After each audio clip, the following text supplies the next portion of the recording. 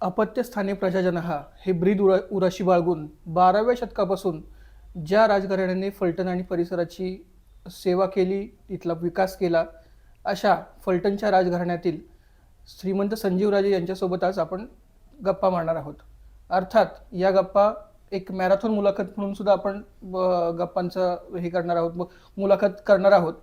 पण हे करत असताना सुरुवातीला प्रत्येक क्षेत्रातील कृषी असेल, सामाजिक असेल, शैक्षणिक असेल, औद्योगिक असेल, वैद्यकीय असेल, फलटणच्या प्रत्येक क्षेत्राचा विकास कसा कसा कसा या 35 वर्षात झाला आणि कशा प्रकारे एक फलटणला वेगळी दिशा मिळाली, याबाबतही श्रीमंत संजीवराजांकडून आपण त्यांची मतं आणि त्यांचे व्ह्यूज जाणून घेणार आहोत. सुरुवातीला आपण त्यांचं स्वागत करूयात.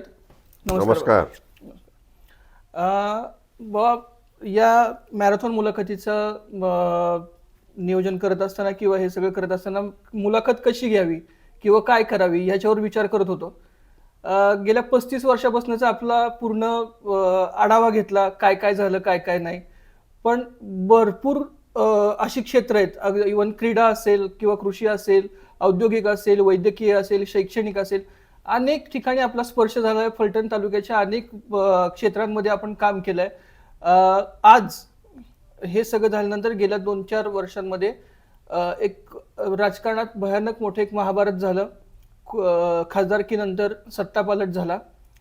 आज जिल्हा परिषद आणि पंचायत समितीच्या पार्श्वभूमीवर आपण हे सगळं मागं वळून बघताना कसं बघता? खरं राजकारणाची सुरुवात रामराजे साहेब नगराध्यक्ष म्हणून फलटण नगरपालिकेचे नगराध्यक्ष झाले आणि आम्ही अपक्ष या नात्यानेच पंचायत समिती जिल्हा परिषदच्या निवडणुका लढवल्या होत्या. अर्थात त्यावेळेला काँग्रेसचं प्राबल्य होतं. पंचायत समितीमध्ये आम्ही अपक्ष म्हणून त्या ठिकाणी निवडून आलो. मी पहिल्यांदा अपक्ष या नात्यानेच फलटण पंचायत समितीचा सभापती झालो आणि तेथून खऱ्या अर्थाने सर्वसामान्य लोकांचा संपर्क यायला सुरुवात झाली. अर्थात ही सर्व निवडून येण्यामध्ये लोकांनी त्या ठिकाणी मतं देण्याच्या पाठीमागं आमचं कुठलं काम होतं अशातला मुळीच भाग नाही. परंतु जी काही श्रीमंत मालोजीराजे साहेबांची पुण्याई होती, शिवाजीराजांची पुण्याई होती, त्यांनी केलेली जी कामं होती त्याचा फायदा त्या ठिकाणी आणि लोकांना असं वाटलं असेल की त्यांचे नातू असल्यामुळं, त्यांचे चिरंजीव असल्यामुळं या ठिकाणी ते सुद्धा तशा प्रकारची कामं करतील. मालोजीराजांचं कामं तर सर्वश्रुत आहेत. ती केवळ फलटणसाठी नाही तर संपूर्ण त्या काळातील मुंबई इलाका म्हणून ओळखलं जायचं. मुंबई स्टेट हे बॉम्बे स्टेट हे गुजरात आणि महाराष्ट्राचं मिळून होतं आणि ते बांधकाम मंत्री असताना त्यावेळेला बांधकाम आणि इरिगेशन हे एकत्रच खातं सांभाळलं जायचं आणि त्या काळापासून त्यांनी केलेली कामं ह्यामुळं आम्हाला त्याचा नक्कीच मदत झाली. इव्हन श्रीमंत शिवाजीराजे राजेसाहेबांच्या देखील आपण जेव्हा विचार करतो, ते जललक्ष्मी योजना असेल किंवा अगदी नंतरच्या काळात जेव्हा म्हणजे अगदी एक भावनिक प्रसंग आठवतोय मला, त्यांचं अस्थिविसर्जन धोंबलकवडीच्या याच्यामध्ये झालं असं काही एक हे आहे का? म्हणजे त्यांनी सांगितलं होतं, शब्द दिला होता की जेव्हा ते पाणी तालुक्यात येईल तेव्हाच मी पूर्ण तालुक्यामध्ये तुम्हाला दिसेन किंवा काय करेन, असं काही प्रसंग आहे का? पूर्वीच्या काळात तुम्हाला माहिती आहे साधारण 1927-28 साली नीरा उजवा कालवा फलटण तालुक्यात आला. बराचसा भाग ओलित्याखाली आला. परंतु बराचसा भाग हा कोरडवाहूच होता आणि ह्या परिसरामध्ये पावसाचं प्रमाण नेहमीच कमी जास्त प्रमाणात होत असतं. आपण रेन शॅडो एरियामध्येच येतो. त्यामुळे त्या भागासाठी त्यांनी जललक्ष्मी नावाची एक योजना त्या ठिकाणी आणली होती आणि त्यांना साधारण कल्पना होती की कृष्णा नदीमध्ये धोम धरणाच्यामध्ये काही पाणी शिल्लक आहे आणि ते पाणी मिळावं अशी त्यांची मागणी होती. ती पुढं जाऊन रामराजांनी ते प्रत्यक्षात शोधून काढली आणि धोम बलकवडी योजनेला खऱ्या अर्थाने त्या ठिकाणी रामराजांनी जन्म दिला. ते पाणी त्यांनी दाखवलं की शिल्लक आहेच आणि त्यानंतर धोमच्या आतमध्ये धोम बलकवडी धरण झालं. बोगद्यातून पाणी उतरोळीतून बोगद्यातून भोर तालुक्यातून खंडाळ्यातून मग फलटण तालुका असा त्या पाण्याचा प्रवास झाला. प्रत्यक्षामध्ये सुद्धा त्याचे कालवे झाले, पाणी आणलं आणि ते वापरायला सुद्धा सुरुवात झाली. आणि त्यामुळे फलटण तालुक्यात आपण पाहतो की 2 नवीन साखर कारखाने उभे राहिले. या साखर कारखान्यांची गाळप क्षमता त्या ठिकाणी मोठ्या प्रमाणात वाढली आणि हे निश्चित शिवाजीराजांचं स्वप्न होतं ते त्या ठिकाणी पूर्णत्वाला गेलं असं म्हटलं तर काही चुकीचं होणार नाही. परंतु त्याचबरोबर कृष्णा खोऱ्याची मध्ये जी काही पाणी अडवण्याची आवश्यकता होती, जवळपास 95 TMC पाणी अडवण्याची आवश्यकता होती, ती तत्कालीन मुख्यमंत्री असलेले मनोहरपंत जोशी, रामराजे अपक्ष म्हणून आमदार निवडून आले. त्यांनी शिवसेनेला अपक्ष आमदारांचा एक गट तयार करून पाठिंबा दिला. हिंदू हृदय सम्राट बाळासाहेब ठाकरे, मनोहरपंत जोशी यांच्याकडून कृष्णा खोऱ्याची मान्यता पाठिंब्याच्या बदल्यात त्या ठिकाणी घेतली. कामं सुरू झाली. कर्जरोखे त्यांनी, कामाला पैसे कमी पडायला लागले तर कर्जरोखे काढले. त्या काळात मला आठवतं 17% व्याजदराचे ते कर्जरोखे होते. पैसे उपलब्ध करून अनुशेषाचे प्रश्न आले, त्याला मार्ग काढत गेले. तुम्हाला कल्पना असेल की ह्या ठिकाणी गव्हर्नर साहेबांनाही आणलं होतं, त्यांना दुष्काळी परिस्थिती दाखवली आणि अनुशेषातून सुद्धा मार्ग काढला होता. आणि मुदतीच्या वेळेच्या आत संपूर्ण हे कृष्णा खोऱ्यातील पाणी अडवण्यामध्ये रामरायांना नक्कीच यश मिळालेलं आहे. नक्कीच. भाऊ, दुसरा एक प्रश्न आहे. हे पाणी महाराज श्रीमंत रामराजे महाराज साहेब तिकडं पाण्यासंदर्भात काम करत होते, पाणी अडवत होते, सगळं करत होते. तुम्हाला एखादा खाजगी कारखाना काढावा किंवा एखादा लायसन आपण त्यावेळेस घ्यावा असं का नाही वाटलं? तर लोक खूप वेळा विचारतात की बाबांनी का नाही कारखाना हे केलं? नाही, त्या काळामध्ये खाजगी असं डोक्यात नव्हतं, परंतु साखर कारखाना एक नव्याने काढावा अशा दृष्टिकोनातून नक्कीच विचार होता. आणि त्यावेळेला 25 किलोमीटरची त्यावेळेला मर्यादा होती. आणि त्याकरता मी खंडाळा परिसरात जमीनसुद्धा कारखान्यासाठी घेतली होती. परंतु नंतर श्रीराम सहकारी साखर कारखाना, जो अत्यंत आर्थिकदृष्ट्या वाईट अवस्थेत होता, तो त्या ठिकाणी चालवण्याची जबाबदारी आली. आणि त्यामुळं मग खाजगीकडं विचारही न करता तोच कारखाना दुरुस्त करण्याच्या दृष्टिकोनातून गेल्या अनेक वर्षाच्या प्रयत्नांमधून आज तो सुस्थितीत आलेला आपल्याला दिसतो. 5000 गाळप क्षमता आहे, वेळच्या वेळेवर बिलं होतात, कामगारांचे पगार वेळेवर जातात आणि एक चांगल्या प्रकारचा कारखाना, चांगल्या प्रकारचे एक युनिट त्या ठिकाणी तयार झालेलं आपल्याला दिसतं. खरं आहे, कारण श्रीराम कारखाना हा तालुक्याच्या सहकाराचा कणा आहे असं म्हणतात. आणि तो सहकार जिवंत राखण्यामध्ये कुठंतरी आपण यशस्वी झालोय असं एक अनेक जण म्हणत असतात. आत्ताच्या काळात कारखान्याच्या बाबतीतले असतील किंवा बाकीच्या इतर बाबतीतले असतील आरोप प्रत्यारोप होतात. पण आपण आज आरोप प्रत्यारोप न बघता एक पॉझिटिव्ह आपण काय काय आपल्या माध्यमातून झाले ह्याची आपण चर्चा करतोय. पण हे सगळं होताना एक आता कारखाना दुसरा एक विषय झाला. पण त्याचबरोबर गोविंद असेल, त्यासोबत आपण गोविंदची उभारणी केली. गोविंदच्या माध्यमातून अनेकांना अनेक पशुपालक किंवा अनेक दुग्ध व्यावसायिक तयार झाले ग्रामीण भागात. हे दोन्ही राजकारण आणि व्यवसाय हे दोन्ही सांगणं कसं काय आपण जुळवू शकलं किंवा पुढे? वास्तविक गोविंदची उभारणी झाली ज्यावेळेला रामराजे अपक्ष म्हणून आमदार निवडून आले आणि अनेक दूध उत्पादक त्या ठिकाणी आले होते आणि त्यांनी सांगितलं काहीतरी या दुधाच्या संदर्भात करावं लागेल, अन्यथा हा व्यवसाय हा पूर्णपणे थांबेल, बंद पडेल. त्या काळामध्ये माझ्या माहितीप्रमाणे तालुक्यामध्ये 35-40 हजार लिटरचं दुधाची निर्मिती होत होती. त्यानंतर गोविंदची सुरुवात केली, दूध घ्यायला सुरुवातीला 250-300 लिटरपासून केली, हळूहळू वाढत गेलं. आणि त्याच्यामध्ये आपण नुसतं शेतकऱ्यांचं दूध घेतोय आणि त्या दुधाच्या काही पदार्थ बनवतोय किंवा ते दुधाची इतर विक्री करतोय अशा विषय न ठेवता शेतकऱ्यांना मार्गदर्शन करून हा व्यवसाय आणखी कसा वाढेल आणि त्या फायदा कसा होईल असा दृष्टिकोन ठेवला. त्यामुळं फील्डवर्क आपलं मोठ्या प्रमाणात गोविंदच्या माध्यमातून चालू असतं आणि त्यामध्ये नुसतं दुधाचंच उत्पादन नव्हे तर चांगल्या गायांची निर्मिती, चांगलं ब्रीड त्या ठिकाणी तयार करणं, शेणखतापासून प्रॉमसारखे किंवा इतर फर्टिलायझर्स तयार करणं की जेणेकरून दुधाबरोबर दुधाबरोबर इतर व्यवसायसुद्धा, ब्रीडिंगचा व्यवसाय, खताचा व्यवसाय हा सुद्धा त्या शेतकऱ्याला करता यावा आणि हा पूर्णपणे धंदा हा फायद्यात यावा असा दृष्टिकोन ठेवला. आणि त्यामुळे आज जवळपास 3.5-4 लाख लिटर तालुक्यामध्ये दुधाची निर्मिती होत आहे आणि विशेष करून मोठ्या प्रमाणात महिला या व्यवसायामध्ये आहेत. आणि मग त्यांना आपण त्या ठिकाणी बायोगॅस देण्याच्या दृष्टीने, शेणापासून बायोगॅसची निर्मिती होते, ते युनिट्स आपण अत्यंत कमी पैशामध्ये त्यांना त्या ठिकाणी दिले आणि जवळपास आज तालुक्यातच जवळपास 2,500-3 हजार असतील. गोविंदच्या माध्यमातून आता 8,000 बायोगॅसचे युनिट्स हे इतरत्र फलटण तालुका सोडून सुद्धा देण्यात आलेले आहेत. थोडक्यात गोविंद ही तालुक्याची एक ग्रामीण भागाची एक अर्थवाहिनी किंवा एक त्यांचं एक रोजगाराचं साधन झालंय आज हे होत असताना, आणि याचाच फायदा कुठतरी आगामी काळातल्या निवडणुकांमध्ये आपल्याला होईल असं वाटतंय. गोविंदचं काम करत असताना त्याचा राजकीय फायदा किती होईल हा मी आजही विचार केलेला नाही. कारण प्रत्येक शेतकऱ्याला आपण त्या ठिकाणी सहकार्य करत असतो. त्या ठिकाणी लूज हाऊसिंग, त्या ठिकाणी नवीन पद्धत आणली, गाया मोकळ्या सोडल्या जातात, कमी खर्चामध्ये त्या ठिकाणी त्यांचं उपचार कसे होतील. आपण अगदी आयुर्वेदसुद्धा त्या ठिकाणी गायांना वापरतो आहे. चांगल्या प्रतीचं दूध कसं होईल, आणि हा विचार करत असताना कुठल्याही प्रकारचा राजकीय विचार न ठेवता हे काम केलेले, आणि तशा प्रकारचे काम करणारे आपल्याकडं गोविंदची एक पूर्णपणे त्याकरताच त्या ठिकाणी दिलेली डेडिकेटेड टीम आहे. व गोविंद सोबतच, गोविंद असेल, कारखाना असेल, यासोबत आपलं शैक्षणिक क्षेत्रातही भरपूर मोठं काम आहे. फलटण एज्युकेशन सोसायटीच्या माध्यमातून आपण उभा केलेला शिक्षणाचा एक सह्याद्री किंवा डोंगर आपण म्हणू, तो खूप मोठा आहे. आता फलटण एज्युकेशन सोसायटीच्या माध्यमातून सुरू असलेलं काम आणि आगामी काळात अजून काय काय शैक्षणिक सेवा फलटणला मिळतील, कारण ह्या आधी इंजिनिअरिंग कॉलेज झालंय, हॉर्टिकल्चर कॉलेज झालंय, शेती शाळा तर आपले आहेच पहिल्यापासून. असे अजून काय शैक्षणिक उपक्रम आपण इथं राबवणार आहेत आणि आपण पुढे कसं जाणार आहे? फलटणला शैक्षणिकदृष्ट्या फलटण हे नेहमीच प्रगत होतं.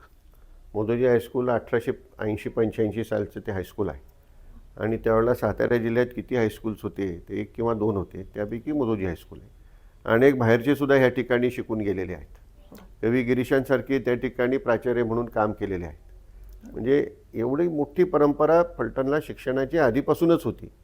त्यामध्ये थोडंसं व्यावसायिक शिक्षणाची आपण त्या ठिकाणी ॲडिशन केली, आणि इंजिनिअरिंग कॉलेज असेल, ॲग्रिकल्चर, हॉर्टिकल्चर असेल, जे महाराज साहेबांचं शिवाय स्वप्न होतं ते आपण साकार केलं. मग नर्सिंग असेल, डी-फार्म, बी-फार्म असेल, आणि हे कॉलेजसुद्धा हे उत्तमपैकी त्या ठिकाणी विद्यार्थ्यांना स्वतःच्या पायावर उभं राहणारं शिक्षण देऊ शकेल, अशा प्रकारचा बदल आपण करायला सुरुवात केली. आणि इथून पुढच्या काळात हे अत्यंत उच्च प्रतीचं शिक्षण देणाऱ्या त्या संस्था असाव्यात असा प्रयत्न राहणार आहे. आणि त्याचबरोबर क्रीडा क्षेत्रात सुद्धा आपण म्हणजे पूर्ण लक्ष देऊन त्यांना ज्या काही सुविधा देता येईल त्या देण्याचा प्रयत्न केला आहे. त्यामुळं अनेक हॉकीसारख्या, फुटबॉलसारख्या खेळांमध्ये आपल्या अनेक मुलं मुली आज महाराष्ट्राच्या संघात, अगदी भारताच्या संघात सुद्धा त्या ठिकाणी आपल्याला आपली मुलं मुली आज दिसत आहेत. हो, शिक्षणाच्या विषयी विचारायचं म्हणत तर आता बऱ्याचदा अलीकडं फलटण तालुक्यात असेल किंवा ग्रामीण भागात, अगदी पूर्व भागात असेल, ट्रेंड झालाय, असा एक ट्रेंड झालाय की शिक्षणासाठी म्हटलं की बारामतीला जायचं. कारण बारामतीमध्ये आता सध्या पाणी मुबलक, एकाच भागात पाणी आहे, दुसऱ्या भागामध्ये पाणी नाही आहे. त्याच्यामुळे त्यांनी तिथे एक एज्युकेशनल हब तयार करण्याच्या दृष्टीने तिथे त्यांनी प्रयत्न केलेत, आणि त्यामध्ये ते बऱ्यापैकी यशस्वी झालेत. त्याच्यामुळे बराचसा ओढा आपला शिक्षणाच्या दृष्टीने तिकडे बारामतीला जातोय. पण आत्ता त्यांचा जो मायनस पॉईंट आहे तो आपल्या इकडे प्लस पॉईंट आहे. आपल्याकडे पाणी भरपूर आहे, पण आत्ता उद्योगाचं एक कमींसारखा मोठा उद्योग आहे, आणि बाकीचे उद्योग अजून येण्याची गरज आहे. तर आता उद्योगासाठी आपण कशा प्रकारे पुढे जातोय, कारण भरपूर जण त्यासाठी प्रतीक्षेत, म्हणजे त्याची आशा करतात की कुठला चांगला उद्योग येईल का. आता शिक्षणाच्या एकंदर बारामतीला विद्याप्रतिष्ठान असेल, माळेगावची संस्था असेल, यांचं चांगलंच त्या ठिकाणी योगदान आहे, याविषयी काही शंका नाही. आणि अर्थात त्या ठिकाणी पवार कुटुंबियांनी त्याच्यामध्ये लक्ष घालून त्या ठिकाणी एक अत्यंत चांगल्या प्रकारचं शैक्षणिक हब उभं केलं आहे. परंतु तेवढ्याच तोडीचे आपल्याकडं सुद्धा शिक्षण संस्था निश्चित आहेत. आज आपल्या ॲग्रिकल्चर, हॉर्टिकल्चर कॉलेजमध्ये अनेक कॉलेजेस झाले, पण 100% त्या ठिकाणी त्या असणाऱ्या जागा सर्वच्या सर्व विद्यार्थ्यांनी भरल्या जातात. काही सुरुवातीच्या काळामध्ये आपले अनेक इंग्लिश मीडियममधून ज्यांना शिकायचं असतं ते बारामतीला जात होते. आता तो बराचसा कमी झाला आहे, आणि आपलं हायस्कूल कुठेही कमी नाही. पण कुठेतरी आपण जाहिरातीला कमी पडतोय का मग, किंवा आपण थोडंसं प्रसिद्धीला कमी मागं राहतोय? फार प्रसिद्धीच्या, म्हणजे मला प्रसिद्धी फारशी कधी आवडत नाही, आणि प्रसिद्धीला आपण कमी पडतोच आहे. आणि सध्या प्रसिद्धीशिवाय काहीच नाही असं सगळं चाललं आहे. ती खरी असेल, खोटी असेल, पण प्रसिद्धी असलीच पाहिजे. पण आपली इंग्लिश मिडियम, श्रीमंत शिवाजीराजे इंग्लिश मिडियमसुद्धा कुठल्याही तुम्ही तुलना केली तर त्या तोडीचं निश्चितपणे त्या ठिकाणी आहे. इंजिनिअरिंग कॉलेजची प्रत बघितली तर ती अत्यंत चांगली आहे. मोदोजी कॉलेज हे A+ ग्रेडमध्ये त्या ठिकाणी आहे. म्हणजे आता कुठेही आपण शैक्षणिक दृष्टी कुठं कमी आहे अशातला मला काही असं भाग वाटतं नाही. मेडिकल कॉलेज सोडून प्रत्येक सुविधा आपल्या इथं आता आहे. नर्सिंग डिफार्म आता हे आहे, पण जे तिथं जे आहे ते फक्त मेडिकल कॉलेज तिथं प्लस आहे. बाकी आपण सगळ्या सुविधा आपल्या इथं आहेत तशा. त्यांनी गव्हर्नमेंट मेडिकल गव्हर्नमेंट कॉलेज त्या आणलंय. ठिकाणी चालू केलं. आपण म्हणजे जे कन्व्हेन्शनल एज्युकेशन आहे त्याच्याबरोबर छोटे छोटे कोर्सेसही चालू केलेत. म्हणजे GSTच्या संदर्भातला कोर्स असेल, शेअर ट्रेडिंगमधला कोर्स असेल, म्युच्युअल फंड्समधला कोर्स असेल, असे वेगवेगळे कोर्सेसही आपण चालू केलेत की जेणेकरून BCom झाल्यानंतर अगदी BA झाल्यानंतर सुद्धा ते कोर्स केले तर त्यांना कुठं ना कुठं त्या ठिकाणी काम करण्याची किंवा त्या ठिकाणी स्वतःची फर्म उघडून त्या ठिकाणी कन्सल्टेशन करण्याची त्या ठिकाणी संधी उपलब्ध होईल. एका प्रकारे रोजगार उपलब्ध व्हावा आणि ग्रामीण भागातील आपल्या फलटण तालुक्यातील विद्यार्थी असेल किंवा मुलगा असेल तो स्वतःच्या पायावर उभं राहावा उभं यासाठी राहावा अशा प्रकारचं शिक्षण देण्याची आवश्यकता आहे. अगदी. तो देण्याचा आपला प्रयत्न आहे. अगदी. ते त्यालाच जोडून माझा उद्योगाविषयी प्रश्न होता. जे बारामती करू शकत नाही आता, जे त्यांच्या इथं पाणी नसल्यामुळे आता कुठलेही उद्योग येणं अशक्य आहे थोडक्यात. आता तसं आपल्या इथं मुबलक पाणी आहे, 100% तालुका बागायत झालेला आहे मला वाटतं. आणि त्या ह्यानी आता आपल्याला उद्योग आणण्यासाठी आपले काय प्रयत्न आहेत आणि आपण कसं पुढे जाणार आहे. एक प्रकारे बाबा इंडस्ट्रियल हब आपल्या इथं तयार होऊ शकतं का? बारामतीला आधीच बऱ्यापैकी इंडस्ट्रियल हब तयार झालेला आहे. आता फलटणची त्या ठिकाणी निश्चितच वेळ आहे आणि कमींसारखा एक अत्यंत मोठा उद्योग आल्यामुळं त्याच्यावर अवलंबून असलेले आणि इतर काही उद्योगसुद्धा त्या ठिकाणी येऊ पाहत आहेत. फलटणला ट्यूब इंडियासारखा सुद्धा एक उद्योग आलेला आहे आणि त्यामुळं नक्कीच आता कालच आदरणीय नामदार उदयजी सामंत साहेब आले होते. आपले एक प्रलंबित त्या ठिकाणी MIDC वाढ करण्याच्या दृष्टीने एक प्रश्न त्या ठिकाणी आहे आणि योग्य मोबदला देऊन जर त्या ठिकाणी शेतकऱ्यांकडून जमिनी घेण्यात आल्या तर मोठ्या प्रमाणात आणखी काही मोठे उद्योगसुद्धा त्या ठिकाणी येऊ शकतील. आणि मुळातच कमींच्या आत्ताशी 9-10 फॅक्टरीज झाल्या, त्यांच्या 19पर्यंत त्यांना त्यांच्या स्वतःच्याच फॅक्टरीज त्या ठिकाणी वेगवेगळे त्यांच्या जे क्षेत्रात ते काम करतात तेच ते उभा करणार आहेत.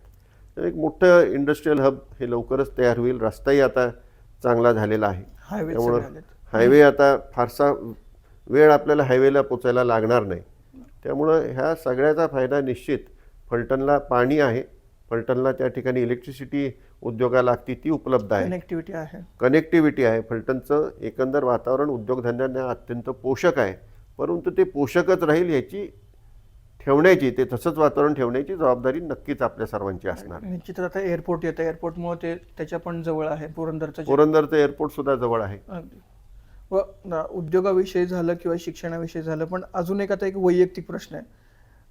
मध्यंतरी आपल्यावर एक ईडीची धाड पडली.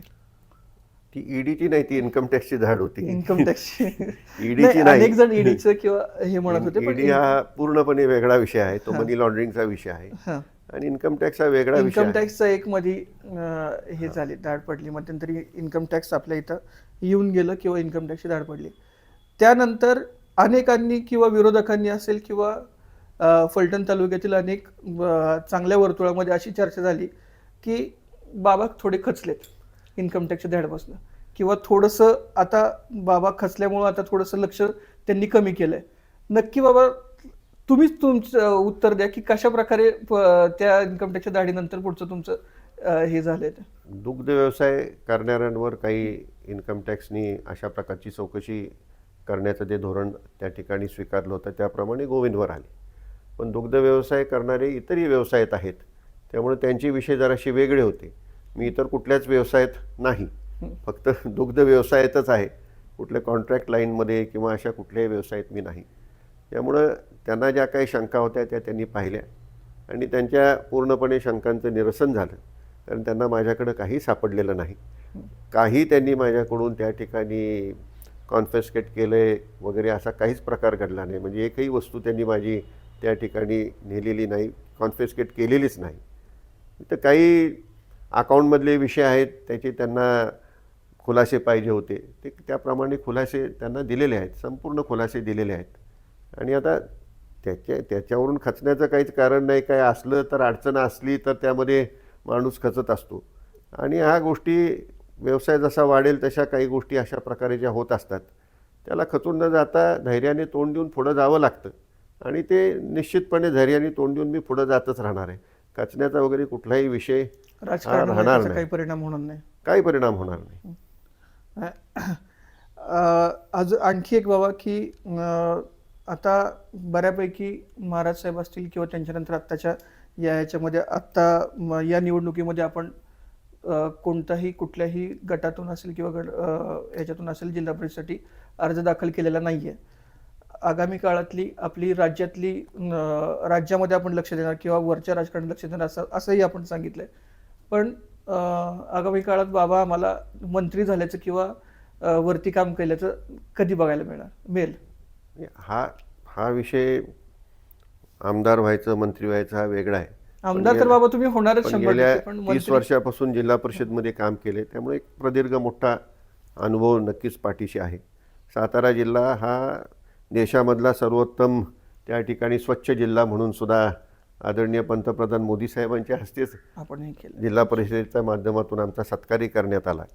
त्यामुळे त्याचा अनुभव भरपूर आहे आणि ग्रामीण भागासाठी, इतर ग्रामीण भागासाठी ह्या अनुभवाचा नक्कीच उपयोग करून देता येऊ शकतो. तसं शिंदेसोबत काही बोलणं झालंय का? शिंदे नाही, साहेब असं काही बोलणं झालेलं नाही. कारण हा जो शिवसेनेमध्ये जायचा निर्णय झाला तो अत्यंत कमी अवधीमध्ये घेतलेला निर्णय. एक स्थिरता लाभावी आपल्याला, आपल्या कार्यकर्त्यांना ती स्थिरता लाभावी, फलटणमधल्या जनतेला एक सुरक्षितता त्या ठिकाणी मिळावी म्हणून हा घेतलेला निर्णय. अत्यंत अस्थिर राजकारण आपण पाहतोय, त्याला कुठेतरी स्थिरता लाभावी म्हणून हा घेतलेला निर्णय आहे. अशा प्रकारची कुठलीही चर्चा झालेली नाही. परंतु अनुभव पाठीशी मोठा आहे आणि त्याचा उपयोग निश्चितच पक्षाला आणि पक्ष सांगेल त्याप्रमाणे त्या अनुभवाचा उपयोग त्यांना करून द्यायची माझी नक्कीच तयारी. पण बाबा हीच तयारी अजित पवारांनी सुद्धा सांगितलं होतं तुम्हाला माणमधनं उभं राहावं, त्यावेळेस सुद्धा आपण नाही, मागं का राहिलो? माणमधून उभे राहा म्हटले नव्हते. त्यावेळेला ते स्थानिक स्वराज्य संस्थांमधून हां उभं राहा म्हणाले होते. हां पण आता काही कारणांमुळे त्यावेळेला मी उभं राहिलो नाही.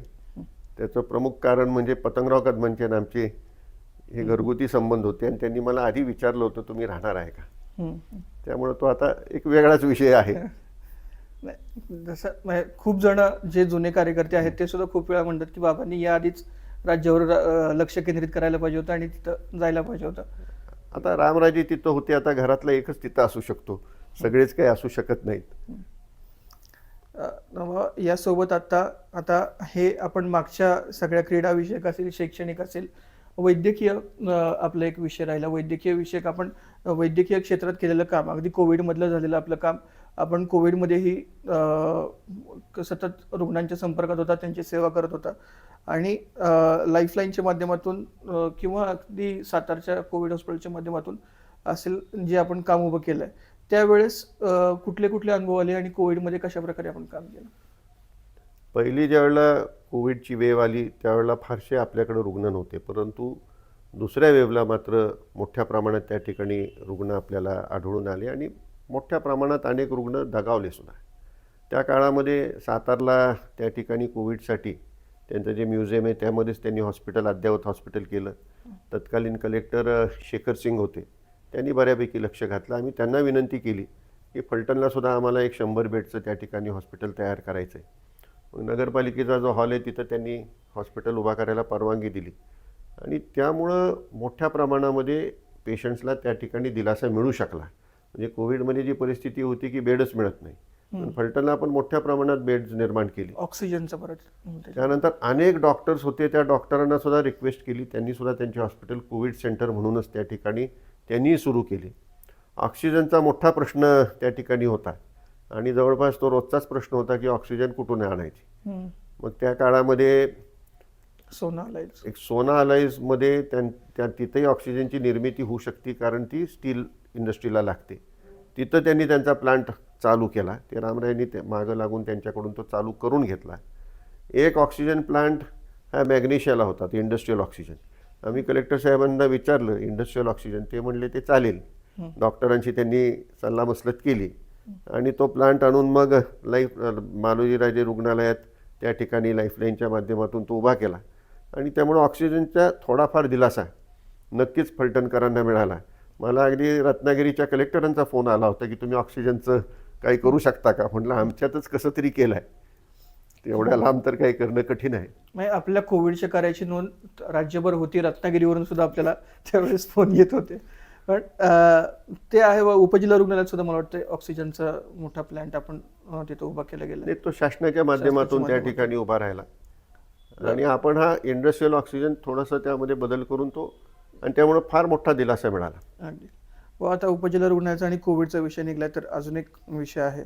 झिरपवाडीचं जे हॉस्पिटल आहे ते हॉस्पिटल आपण राजकीय साठमारीमुळं करायची म्हणून ते आपण पुढं चालून दिलं नाही असं काही. असं अजिबात नाही आहे. ते त्या काळामध्ये पंचायत समितीच्या नजीक हे हॉस्पिटल होतं, त्याचंच रूपांतर उपजिल्हा रुग्णालयात झालं. ज्या वेळेला तिथं काम करायचं होतं त्यावेळेला वैद्यकीय मंत्री स्वर्गीय दिग्विजय खानविलकर होते. त्यांनी काही निधी दिला आणि ते लांब पडत असल्यामुळं तिथं ते सुरूही झालं होतं, असं नव्हतं ते सुरू झालं नव्हतं. ते लांब पडत असल्यामुळं त्यावेळेला, आज बघितलं तर आज ते लांब नाही आहे, परंतु त्यावेळेला फार लांब पडते अशामुळं तिथं पेशंट जात नव्हते आणि डॉक्टर मंडळी इथंच बसत होती. त्यामुळे इथंच आपण डेव्हलपमेंट केली आणि आता उपजिल्हा रुग्णालय म्हणून फलटण त्या ठिकाणी आहे. अनेकदा ते आपण अनेक लोकांना त्या ठिकाणी दाखवलेलं आहे, शासनालाही दाखवलेलं आहे की इथं काहीतरी आपल्याला वैद्यकीयदृष्ट्या करण्याची आवश्यकता आहे. तिथं जमीनसुद्धा बऱ्यापैकी उपलब्ध आहे. तर आत्ता जे वैद्यकीय मंत्री आहेत त्यांनासुद्धा आपण एक प्रस्ताव देतो आहे की ते तुम्ही साथी रोगांचं, आता कोविडसारखे रोग येत राहतात, त्याचं त्या ठिकाणी एक केंद्र चालू करा. म्हणजे पाचगणीला तसं आहे, पाचगणीला जसं आहे तसं इथं चालू करा आणि त्याचा उपयोग निश्चितपणे आपल्याला झाल्याशिवाय राहणार नाही. आणि तेही चालू करायचं. तर राजकारणासाठी काय आता एखादा रस्ता माझ्या आधीच्या कुणी केला असेल तर तो काय मी नांगरून टाकणार आहे का? त्यांनी केलं आहे म्हणून काय तो बंद करायचं का? असं असू शकत नाही. कोणीही काही चांगलं काम केलं असेल तर ते पुढं नेण्याची, ते वाढवण्याची आपली जबाबदारी असते.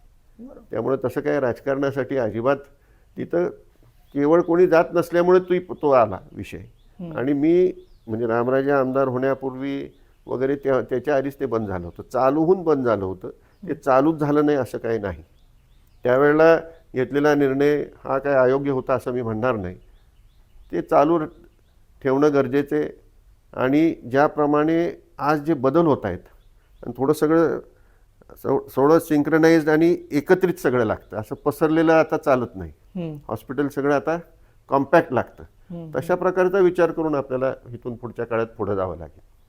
तसा काही विचार फलटणमध्ये तसं वेगळं अजून नवीन हॉस्पिटल आता आहे. ह्या जागेत सुद्धा आपण 200 बेडचं सुद्धा त्या ठिकाणी सहज करू शकतो.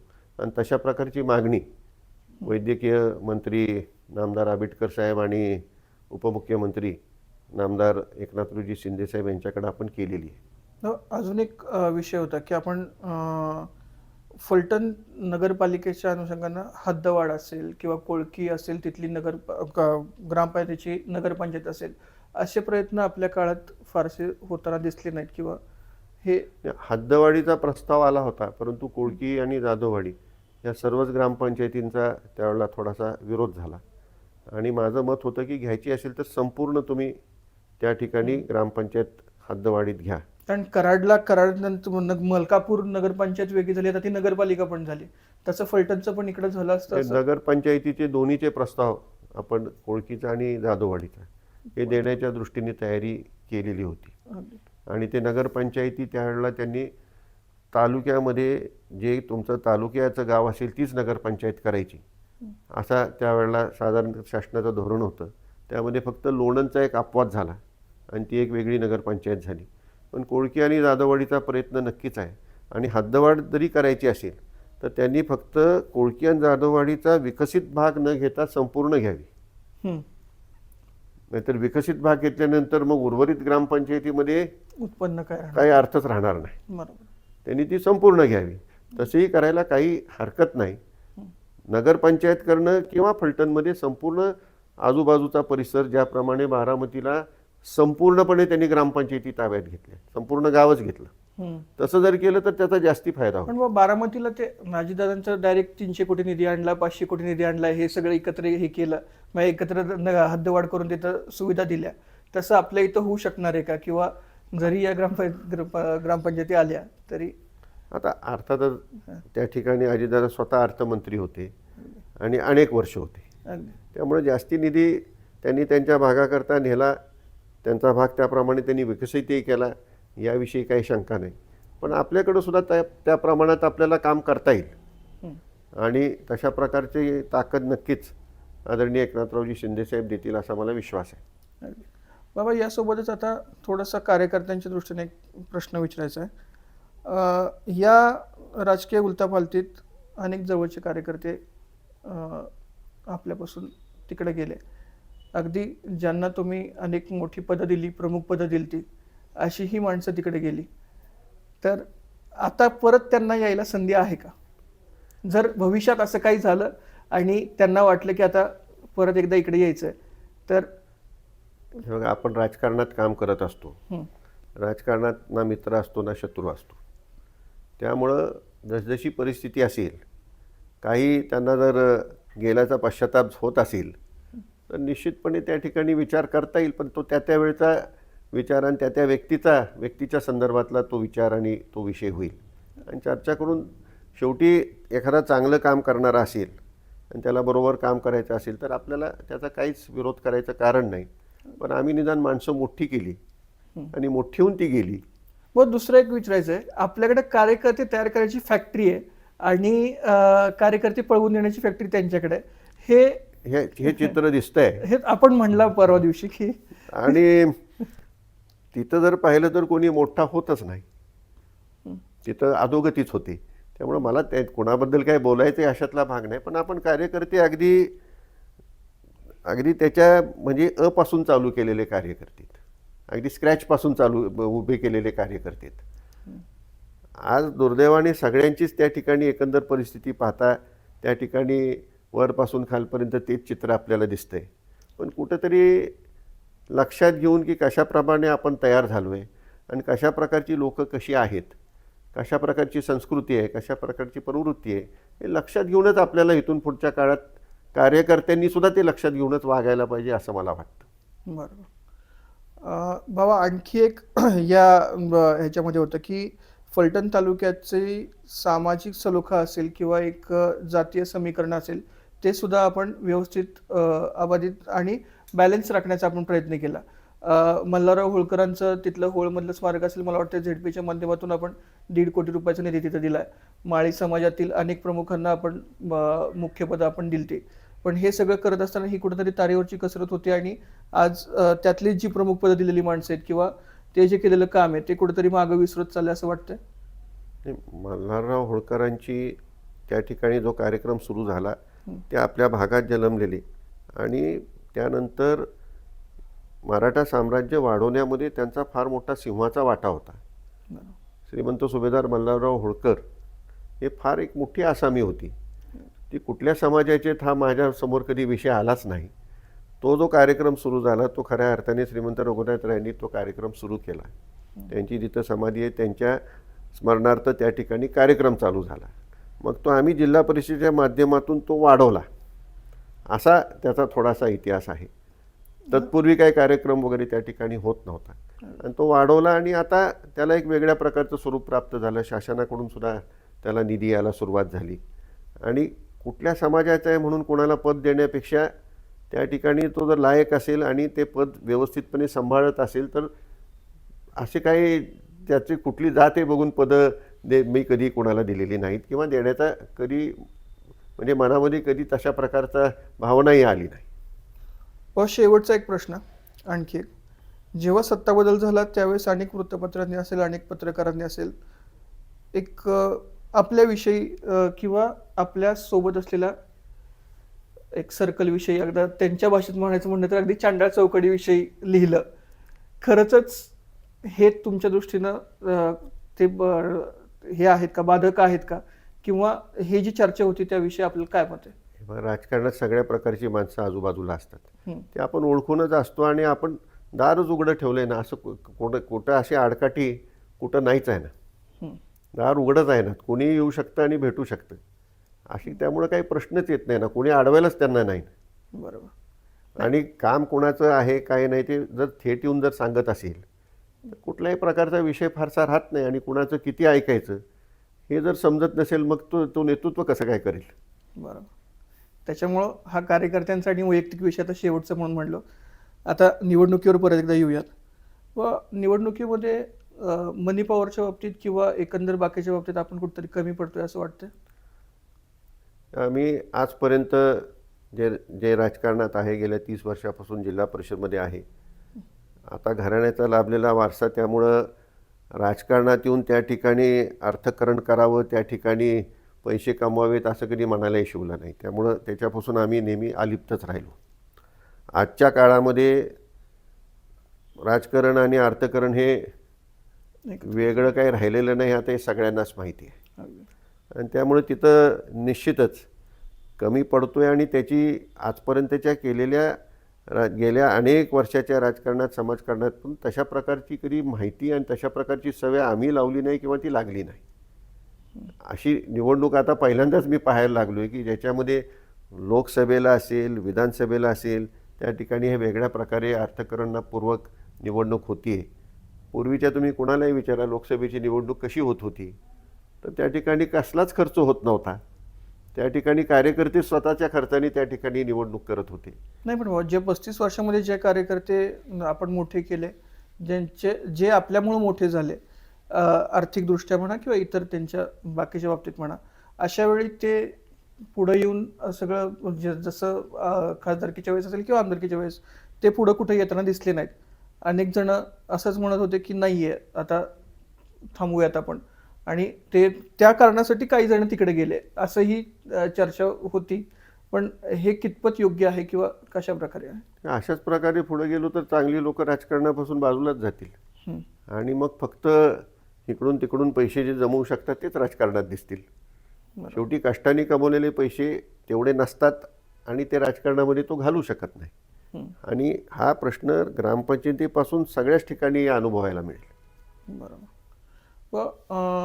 सध्या विरोधकांकडून असेल, आता विरोधकांवर आपल्याला टीका करायची नाहीये किंवा आपण त्या बाबतीत बोलत नाहीये, पण 35 वर्षात काय केलं हा एक खूप मोठा प्रश्न समोर येतो आणि दरवेळेस बोलला जातो. तर त्याला आपण उत्तर कशा प्रकारे दिलं? आता गेल्या काँग्रेसनी 70 वर्षात काय केलं असा विचारण्यासारखा हा प्रश्न आहे. म्हणजे 70 वर्षात काहीच झालं नाही आणि जे काही घडलं ते गेल्या 10-15 वर्षातच झालं असा म्हणण्यासारखा विषय झाला आहे.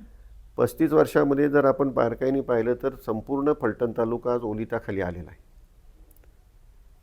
हा प्रश्न गेल्या कित्येक पिढ्यानपिढ्यांचा होता. दुष्काळ, मला आठवते दुष्काळ दौरे होत होते त्या फुफट्यातनं आणि त्या ह्याच्यामधून कुसळातून जिथं गाडी जात होती तिथं आज ऊस उगवतं. ते आता थोडंसं तरुण मुलं आहेत त्यांना, त्यामुळे एखाद्या वेळेला पूर्वीची परिस्थिती माहिती नाही.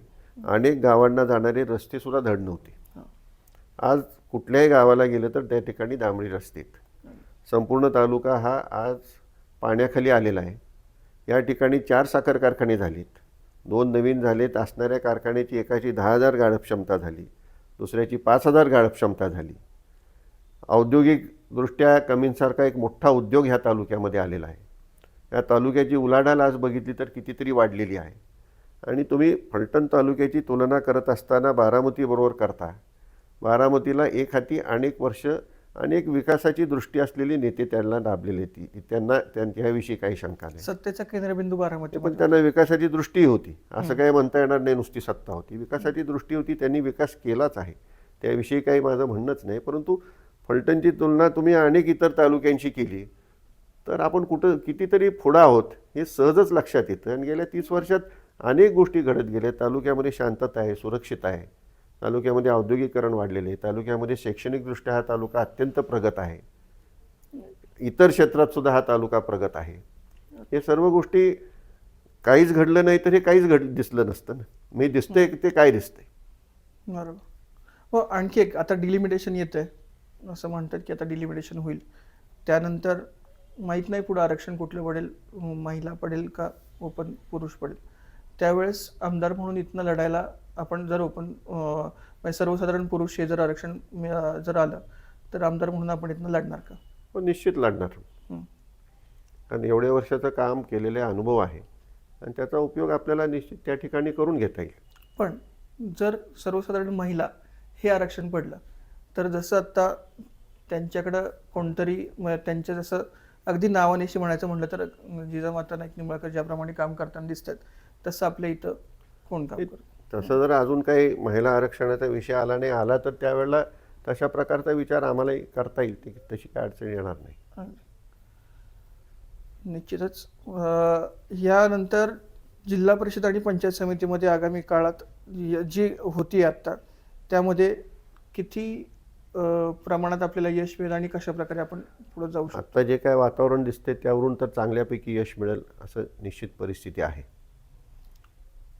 बाबा आपण का उभं राहिला नाहीत? एक सुरुवातीला सांगितलं की आता 30 वर्ष मी जिल्हा परिषदेमध्ये नाही, काम आपण करतोय. म्हणजे या आपल्या घरातलं कोणच उभं राहिलं नाही, म्हणजे विश्वजित राजे असतील किंवा अगदी आपण असेल किंवा वहिनी साहेब असतील, कोणच उभं राहिलं नाही आपल्या वहिनी साहेब सुद्धा गेल्या 25 वर्ष त्यामध्येच आहेत नाही. आणि त्यांनी स्वतःला थोडं गोविंदला वाहून घेतलेलं असल्यामुळे त्यांचा बराचसा वेळ तिथं जातो. आणि शेवटी जिल्हा परिषदेमध्ये आता माझ्या निम्म्या वयाची मुलं तिथं जाणार आहेत. त्यामुळं कुठेतरी तोही विचार करायला पाहिजे आणि कुठेतरी प्रत्येकाला प्रत्येक ठिकाणी थांबण्याची त्या ठिकाणी कुठेतरी भावना असली पाहिजे आणि नवीनना संधी द्यायलाच पाहिजे. ते क्षेत्र असे की त्या ठिकाणी थोडे नवीन लोकांना संधी देण्याची आवश्यकता आहे, त्याप्रमाणे ती दिलेली आहे. निश्चितच आगामी काळात होऊ घातलेल्या जिल्हा परिषद आणि पंचायत समितीच्या निवडणुकीसाठी आपण श्रीमंत संजीवराजे यांना शुभेच्छा देऊयात आणि ही मॅरेथॉन मुलाखत इथे थांबूयात. धन्यवाद.